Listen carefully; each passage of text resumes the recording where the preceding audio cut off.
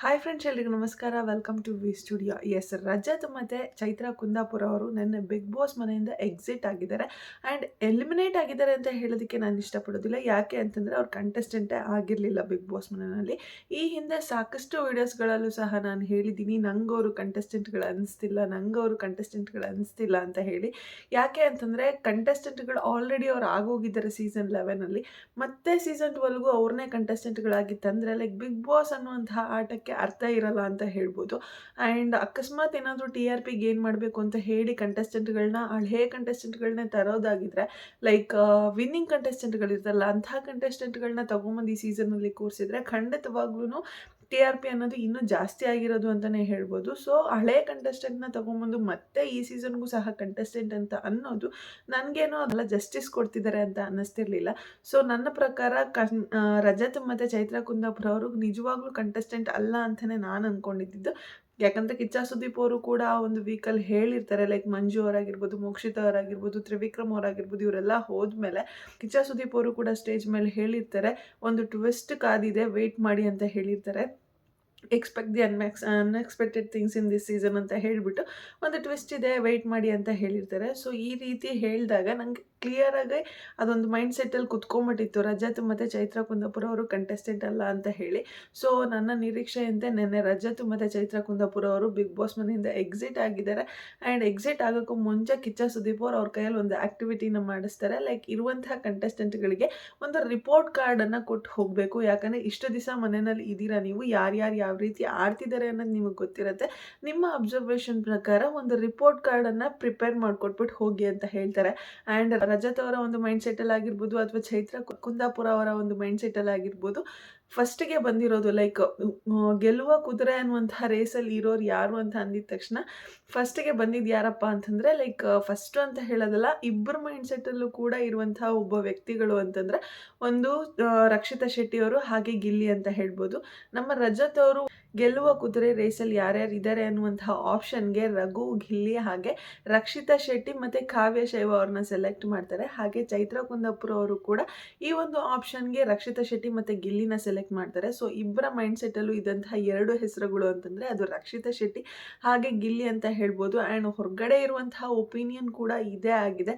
ಸಾಕಷ್ಟು ಜನ ಈ ಸೀಸನಲ್ಲಿ ಗೆಲ್ಲೋದು ಗಿಲ್ಲಿ ಗಿಲ್ಲಿ ಗಿಲ್ಲಿ ಅಂತಲೇ ಹೇಳ್ತಿದ್ದಾರೆ. ಆ್ಯಂಡ್ ರಕ್ಷಿತಾ ಕೂಡ ಈ ನಡುವೆ ಸ್ವಲ್ಪ ಕಾಂಪಿಟೇಷನ್ ಕೊಡೋದಕ್ಕೆ ಶುರು ಮಾಡಿದ್ದಾರೆ ಅಂತ ಹೇಳ್ಬೋದು.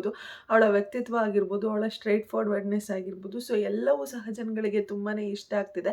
ಸೊ ರಕ್ಷಿತಾ ಗಿಲ್ಲಿಗೆ ಟಕ್ಕರ್ ಕೊಡುವಂತಹ ಚಾನ್ಸಸ್ ಕೂಡ ತುಂಬಾ ಇದೆ ಅಂತ ಹೇಳ್ಬೋದು.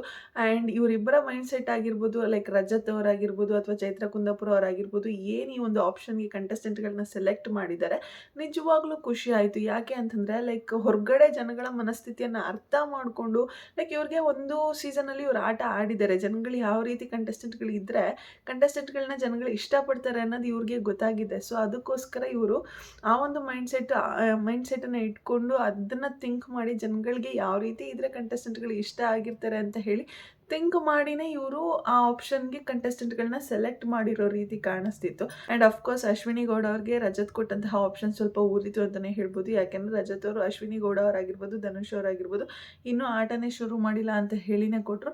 ನನಗೆ ಅಶ್ವಿನಿ ಗೌಡ ಅವ್ರಿಗೆ ಕೊಟ್ಟಂತಹ ಒಂದು ಆಪ್ಷನ್ ಅಷ್ಟೊಂದೇನು ಸ್ಯಾಟಿಸ್ಫ್ಯಾಕ್ಷನ್ ಅನಿಸಿಲ್ಲ. ಯಾಕೆ ಅಂತಂದರೆ ಆಟ ಶುರು ಮಾಡಿದ್ದಾರೆ, ಆಟ ಶುರು ಮಾಡಿನೇ ಅವರು ಕಂಟೆಂಟ್ಗೋಸ್ಕರನೇ ನನ್ನ ಮೇಲೆ ಫುಟೇಜ್ ಬರಬೇಕು ಅಂತ ಹೇಳಿನೇ ಕಂಟೆಂಟ್ ಕೊಡೋಣ ಅಂತ ಹೇಳಿನೇ ಜಾಹ್ನವಿ ಅವರಾಗಿರ್ಬೋದು, ಅಶ್ವಿನಿ ಗೌಡ ಅವರಾಗಿರ್ಬೋದು ಸಿಕ್ಕಾಪಟ್ಟೆ ಕೆಲಸಗಳನ್ನ ಮಾಡಿಬಿಟ್ಟಿದ್ದಾರೆ, ಸಿಕ್ಕಾಪಟ್ಟೆ ಆಟಗಳನ್ನ ಆಡ್ಬಿಟ್ಟಿದ್ದಾರೆ. Like in the sense negative ವೇನಲ್ಲಿ ಯಾವುದೋ ರೀತಿಯಲ್ಲಿ ಕಂಟೆಂಟ್ ಕೊಡೋಣ ಅನ್ನೋ ರೀತಿನಲ್ಲಿ ಆಡಿದ್ದಾರೆ. ಸೊ ಅವ್ರು ಆಟ ಶುರು ಮಾಡಿಬಿಟ್ಟಿದ್ದಾರೆ, ಬಂದ ವೀಕಿಂದನೂ ಸಹ ಅವ್ರು ಆಟ ಶುರು ಮಾಡಿದ್ದಾರೆ. ಬಟ್ ಅದು ನೆಗೆಟಿವ್ ವೇನಲ್ಲಿ ಹೋಗ್ತಿತ್ತು ಅಷ್ಟೇ. ಸೊ ಅದು ಜನಗಳಿಗೆ ಅಷ್ಟೊಂದು ಇಷ್ಟ ಆಗ್ತಿರ್ಲಿಲ್ಲ. ಅಷ್ಟೊಂದು ಲೈಕ್ ಒಂಥರ ಕಿರಿಕಿರಿ ಅನ್ನೋ ರೀತಿ ಆಗ್ತಿತ್ತು ಅಶ್ವಿನಿ ಗೌಡ ಅವ್ರು ಆಡ್ತಿದ್ದಂತಹ ಆಟ. ಸೊ ಅಷ್ಟೊಂದು ಇಷ್ಟ ಆಗ್ತಿರ್ಲಿಲ್ಲ. ನಾನು ಆಟನೇ ಶುರು ಮಾಡಿಲ್ಲ ಅಂತ ಹೇಳಿ ಕೊಟ್ರಲ್ಲ, ಅದನ್ನು ನಾನು ಒಪ್ಕೊಳ್ಳೋದಿಲ್ಲ.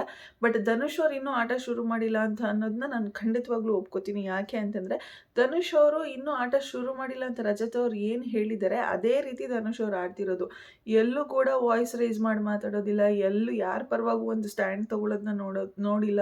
ಆ್ಯಂಡ್ ಯಾರಾದರೂ ಒಂಥರ ಲೈಕ್ ಕಂಪ್ಲೀಟ್ ಡೀಸೆಂಟಾಗಿ ನಾನು ಡಿಸಿಷನ್ಸ್‌ಗಳನ್ನ ಕೊಡ್ತೀನಿ ಅನ್ನೋ ರೀತಿ ಆಡ್ತಾರೆ. ಕಂಪ್ಲೀಟ್ ನನ್ನ ಸೈಲೆಂಟ್ ಮೂಲಕನೇ ನಾನು ಉತ್ತರ ಕೊಡ್ತೀನಿ ಅನ್ನೋ ರೀತಿ ಆಡ್ತಾರೆ.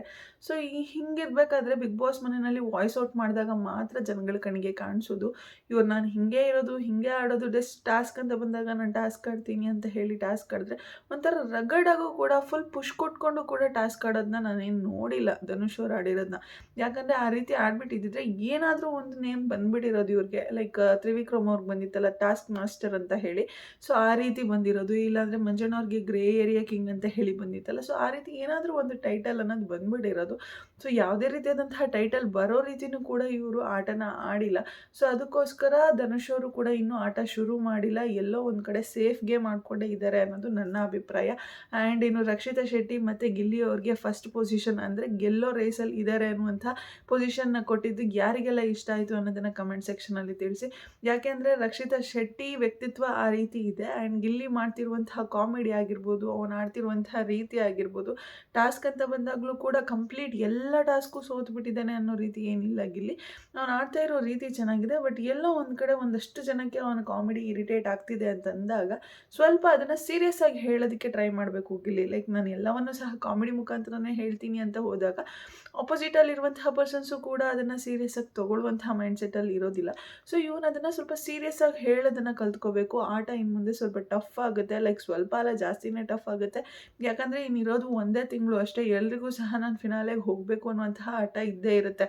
ಇಲ್ಲಿವರೆಗೂ ಬಂದಿದ್ದೀವಿ, ಇಲ್ಲಿವರೆಗೂ ಬಂದ್ಬಿಟ್ಟು ಫಿನಾಲೆಗೆ ಹೋಗಿಲ್ಲ ಅಂದರೆ ಹೇಗೆ ಅಂತ ಅಂದ್ಬಿಟ್ಟು ಎಲ್ಲರೂ 100 ಅಲ್ಲ 200% ಕೊಟ್ಬಿಟ್ಟು ಆಟ ಆಡೋದಕ್ಕೆ ಶುರು ಮಾಡಿರ್ತಾರೆ. ಸೊ ಗಿಲ್ಲಿ ಸ್ವಲ್ಪ ಸೀರಿಯಸ್ನೆಸ್ಸಿಂದ ಆಟ ಆಡ್ದ ಅಂತಂದರೆ ವಿನ್ ಆಗುವಂತಹ ಎಲ್ಲ ಚಾನ್ಸಸ್ ಇದೆ ಅಂತ ಹೇಳ್ಬೋದು. ಆ್ಯಂಡ್ ನಮ್ಮ ರಕ್ಷಿತಾ ಶೆಟ್ಟಿ ಕೂಡ ಏನು ವೀಕೆಂಡಲ್ಲಿ ಸುದೀಪ್ ಅವರು ಹೇಳಿದ್ರು, ಒಂದಷ್ಟು ಮಿಸ್ಟೇಕ್ಸ್ಗಳನ್ನು ಮಾಡ್ತಿದ್ದಾರೆ ಅಂತ ಹೇಳಿ ಏನು ವೀಕೆಂಡಲ್ಲಿ ಸುದೀಪ್ ಅವರು ಹೇಳಿದ್ದಾರೆ, ಆ ಒಂದು ಮಿಸ್ಟೇಕ್ಸ್ನೆಲ್ಲವನ್ನು ಸಹ ಅರ್ಥ ಮಾಡಿಕೊಂಡು ಆ ಮಿಸ್ಟೇಕ್ಸ್ನ ಬಿಟ್ಟು ಲೈಕ್ ಆಗಿದ್ದಾಯಿತು ಅಲ್ಲಿಗೆ ಬಿಟ್ಬಿಡೋಣ. ಅದು ನಾನು ಹೊಸ ಪರ್ಸನ್ ಆಗಿ ಚೇಂಜ್ ಆಗಿ ನನ್ನ ಆಟದ ಪಾತ್ನ ಚೇಂಜ್ ಮಾಡ್ಕೊಳ್ಳೋಣ, ನನ್ನ ರೂಟನ್ನು ಚೇಂಜ್ ಮಾಡ್ಕೊಂಡು ನಾನು ಆಟ ಆಡೋಣ ಅಂತ ಹೇಳಿ ಅವಳ ಆಟದ ಬಗ್ಗೆ ಕಾನ್ಸಂಟ್ರೇಟ್ ಮಾಡಿಕೊಂಡು ಆಟ ಆಡಿದ್ಲು ಅಂತಂದರೆ ಖಂಡಿತವಾಗ್ಲೂ ರಕ್ಷಿತಾ ಶೆಟ್ಟಿ ಕೂಡ ಫಿನಾಲೆನಲ್ಲಿ ಇದ್ದೇ ಇರ್ತಾರೆ. ಆ್ಯಂಡ್ ಗಿಲ್ಲಿ ಅವ್ರದ್ದು ಒಂದು ಕಡೆ ಕೈ ಆಗಿದ್ರೆ, ಸುದೀಪ್ ಅವ್ರು ಇಟ್ಕೊಳ್ಳುವಂಥ ಒಂದು ಕಡೆ ಕೈ ಗಿಲ್ಲಿ ಅವ್ರದ್ದಾಗಿದ್ದರೆ ಇನ್ನೊಂದು ಕಡೆ ಕೈ ರಕ್ಷಿತಾ ಶೆಟ್ಟಿ ಆಗಿರಬೇಕು ಅನ್ನೋದು ನನ್ನ ಆಸೆ. ಯಾಕೆಂದರೆ ಅವಳ ವ್ಯಕ್ತಿತ್ವಕ್ಕೆ ಆ್ಯಂಡ್ ಅವಳು ಆ ಶೋಗೆ ಕೊಡುವಂತಹ ರೆಸ್ಪೆಕ್ಟ್ಗೆ ಆ್ಯಂಡ್ ಅವಳು ಅಡೋರ್ ಮಾಡುವಂತಹ ರೀತಿಗೆ, ಆ ಶೋನ ಅಡೋರ್ ಮಾಡುವಂತಹ ರೀತಿಗೆ ಅವಳಿಗೆ ಬೆಲೆ ಅನ್ನೋದು ಸಿಗಬೇಕು. ಬೆಲೆ ಅನ್ನೋದು ಸಿಗಬೇಕು ಅಂತಂದರೆ ಅದು ಯಾವ ರೀತಿ ಆಗಬೇಕು ಅಂತಂದರೆ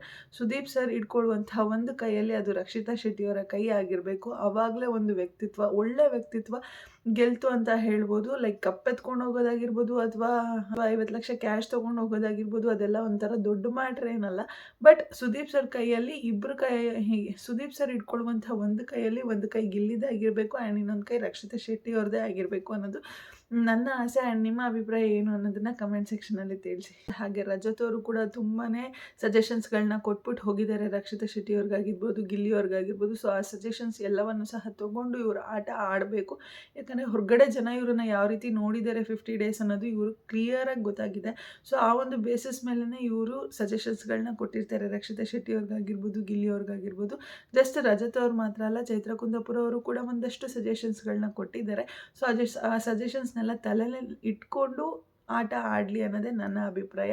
ಸೊ ನಿಮ್ಮ ಪ್ರಕಾರ ಈ ಒಂದು ಸೀಸನ್ನ ಯಾರು ವಿನ್ ಆಗ್ತಾರೆ ಅಂತ ಹೇಳಿ ಕಮೆಂಟ್ ಸೆಕ್ಷನಲ್ಲಿ ತಿಳಿಸಿ ಅಂತ ಹೇಳ್ತಾ ಇವತ್ತಿನ ವಿಡಿಯೋನ ಇಲ್ಲಿಗೆ ಎಂಡ್ ಮಾಡ್ತಾ ಇದ್ದೀನಿ. ಯಾರಿಗೆಲ್ಲ ವಿಡಿಯೋ ಇಷ್ಟ ಆಗಿದೆ ಪ್ಲೀಸ್ ಲೈಕ್ ಮಾಡಿ, ಶೇರ್ ಮಾಡಿ, ಕಮೆಂಟ್ ಮಾಡಿ. ಹಾಗೆ ಯಾರೆಲ್ಲ ಇನ್ನೂ ನನ್ನ ಚಾನಲ್ಗೆ ಸಬ್ಸ್ಕ್ರೈಬ್ ಮಾಡ್ತಿರೋ ವಿಡಿಯೋನ ನೋಡಿದಿರೋ ಪ್ಲೀಸ್ ಬೇಗ ಬೇಗ ಸಬ್ಸ್ಕ್ರೈಬ್ ಮಾಡ್ಕೊಳ್ಳಿ. Thank you so much. Love you all. Take care. Bye bye.